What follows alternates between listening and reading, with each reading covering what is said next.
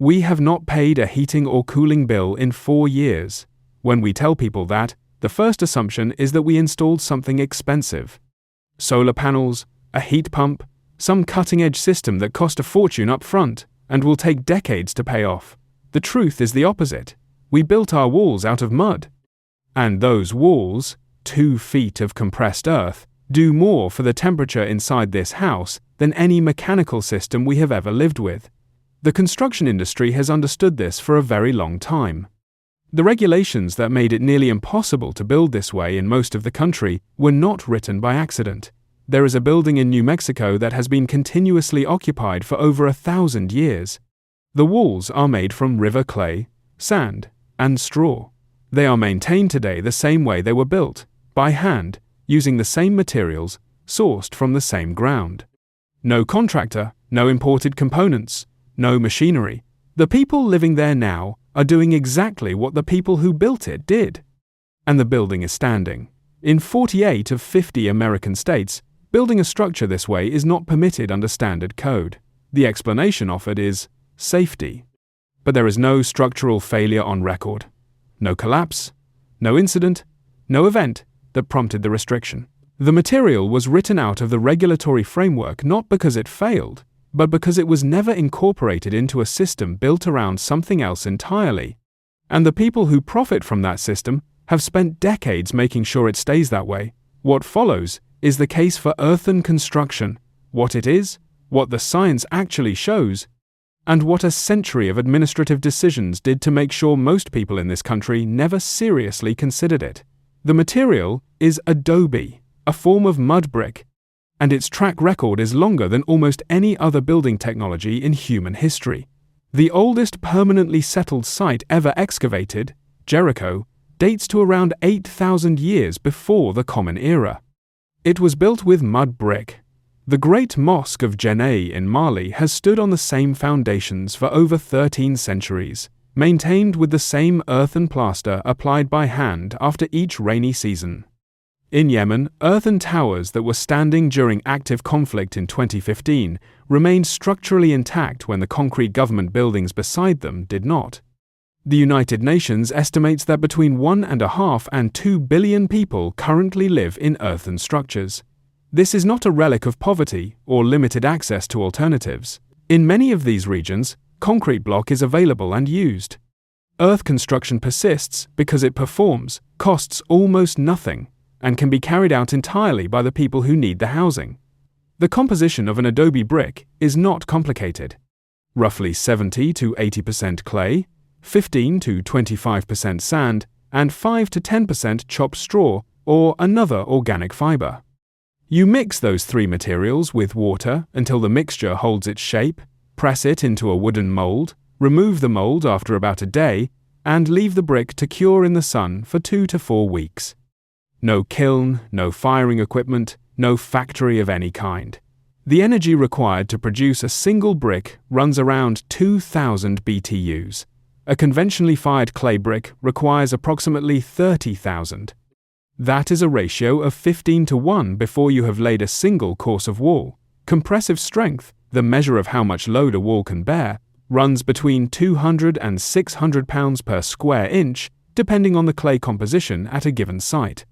The International Residential Code sets a minimum of 175 psi for load-bearing residential walls.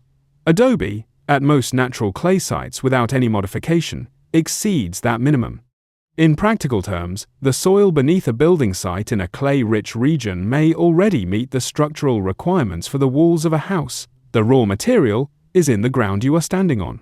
The cost per brick, if you source clay from your own land, is effectively nothing. A 1,500 square foot home requires somewhere between 4,000 and 6,000 bricks. The total material cost for the bricks themselves sits between $100 and $200 depending on what you already have.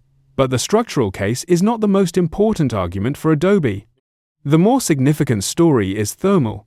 When you stack adobe bricks into a wall 18 to 24 inches thick, something happens to heat that does not happen in timber frame construction. Dense clay resists the movement of heat through it, not by blocking it entirely, but by slowing it down dramatically. Engineers describe this as thermal lag, the delay between when heat reaches the outer face of a wall and when it penetrates through to the interior. For an adobe wall at standard residential thickness, that delay runs between 8 and 12 hours. In a desert climate, where temperatures routinely swing 40 or 50 degrees Fahrenheit between afternoon and night, that delay does extraordinary work. The wall absorbs the heat of the afternoon slowly, storing it in the mass of the clay. By the time the outside temperature has dropped sharply after sunset and the cold of the night has set in, the wall begins releasing the stored heat inward, warming the living space through the coldest hours without any mechanical assistance. In the morning, the cycle reverses. The cool of the night charges the wall, and the interior stays cool well into the following afternoon, while the wall slowly absorbs the next day's heat from the outside. The house maintains a narrow, stable temperature range around the clock, driven entirely by physics. No furnace, no air conditioning unit, no electricity required at any stage. In 2018, researchers at the University of Arizona tested this directly. They built an adobe structure and a conventional wood frame structure side by side in identical desert conditions and monitored both continuously over 10 months. Outside temperatures during that period ranged from 48 to 108 degrees Fahrenheit. The adobe structure maintained an average interior temperature of 76 degrees and showed 40% less temperature variance than the wood frame building. The wood frame structure required mechanical cooling throughout all 10 months of the study. The adobe structure required it for none, 0 months. That study was published in the peer-reviewed journal Energy and Buildings and has been cited 47 times in the academic literature since. There is a third property that receives less attention than thermal performance, but carries significant long-term consequences. Earthen walls allow moisture to move through them as vapor without condensing inside the wall structure. Modern insulated timber frame construction creates enclosed cavities between layers of material, layers that were not designed to let moisture pass. Over time, moisture accumulates in those cavities. The U.S. Environmental Protection Agency estimates that 45% of American homes have mold problems, and the large majority of those problems originate in exactly those enclosed wall spaces. Adobe has no cavity. The wall is a single solid mass of compressed earth. It has no interior void where moisture can collect. And the material itself has a documented lifespan measured in centuries rather than the 40 to 70 years typical of modern timber frame construction before moisture damage forces significant rebuilding. So, you have A. Material that costs nearly nothing to produce, can in many cases be sourced directly from the site being built on, keeps a home within a comfortable temperature range year-round without mechanical assistance, does not create the internal conditions that lead to mold, and has a structural record spanning thousands of years across multiple continents. The question of why most people in the United States have never seriously considered building with it leads directly into the history of how the rules that govern residential construction were written, and by whom. The shift away from earthen construction in America did not happen because someone developed a demonstrably superior material. It happened because the economics of construction changed, and then because a sequence of administrative decisions, none of which was subject to public vote, made the old economics almost impossible to return to. The first formal blow came in 1927, when the Pacific Coast Building Officials Conference published the first uniform building code in the United States. It was written around wood frame construction. It contained no provisions for adobe. Under American building law, that omission has a specific legal consequence. Any method not addressed by the code requires what is called an alternate method approval before construction can begin, engineering analysis, testing documentation, and formal sign-off from the local building authority. The cost of that process runs between $5,000 and $25,000 in engineering fees alone for a material whose raw form costs a few $100s. The code did not ban adobe. It created a regulatory cost that made building with it economically irrational compared to the materials the code was already written around. In 1949, The Federal Housing Administration issued its minimum property standards for mortgage insurance eligibility. The relevant section required conventional framing using dimension lumber. Any home not built from lumber and concrete became ineligible for FHA-backed mortgage insurance. Without that insurance, no bank would issue a mortgage. Without a mortgage, the overwhelming majority of American families could not finance a home construction regardless of how low the material costs were. The price of the materials became irrelevant. No congressional vote preceded this. FHA administrators drafted the requirement in consultation with the housing industry, and it entered administrative law without public scrutiny. A single internal agency decision, shaped by the industries that benefited from it, effectively removed low-cost owner-built housing from the American mainstream. When the Uniform Building Code added an explicit chapter on adobe construction in 1970, it appeared on paper to be a correction.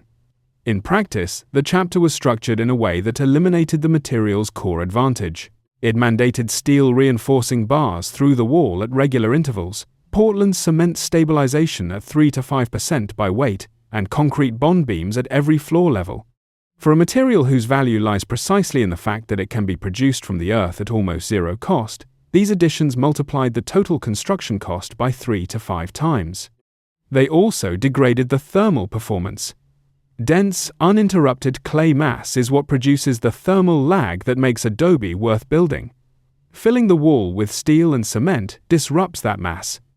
The code did not just make adobe more expensive, it made it work less well.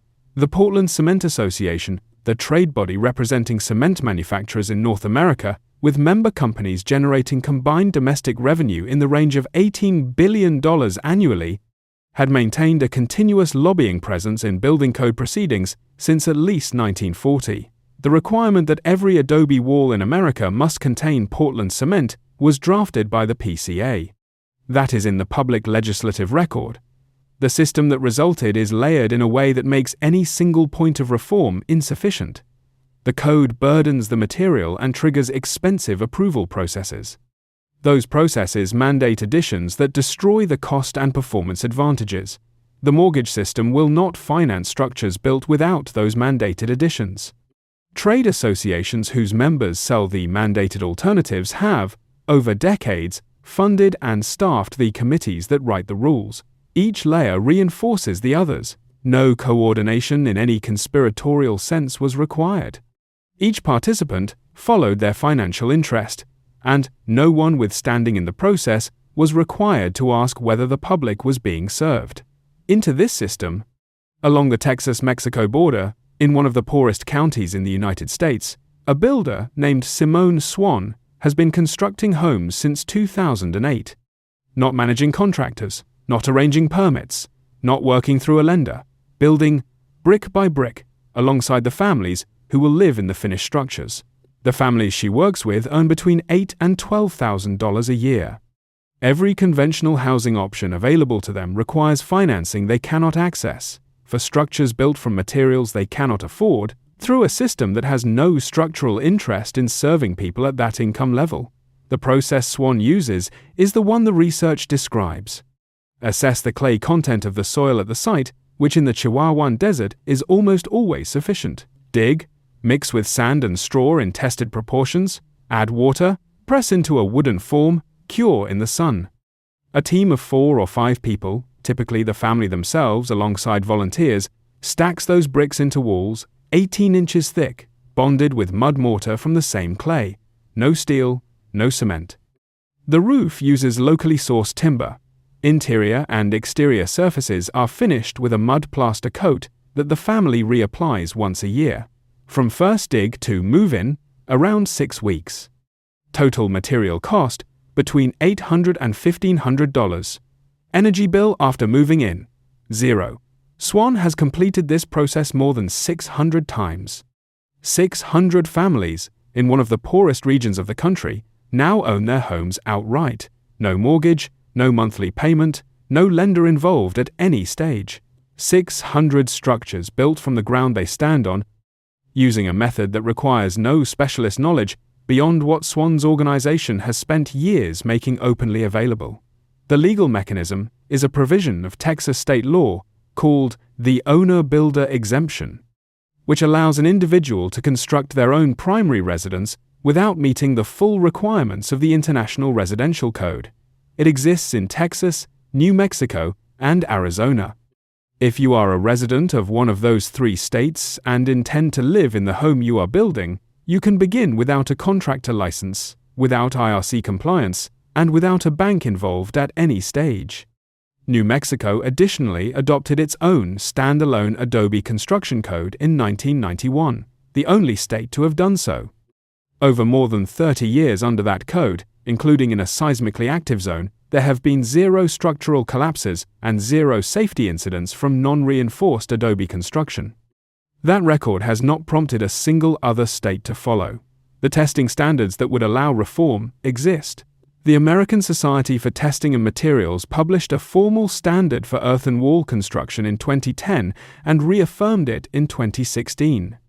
The International Residential Code approved a pathway for cob construction, Adobe's closest equivalent, in 2021.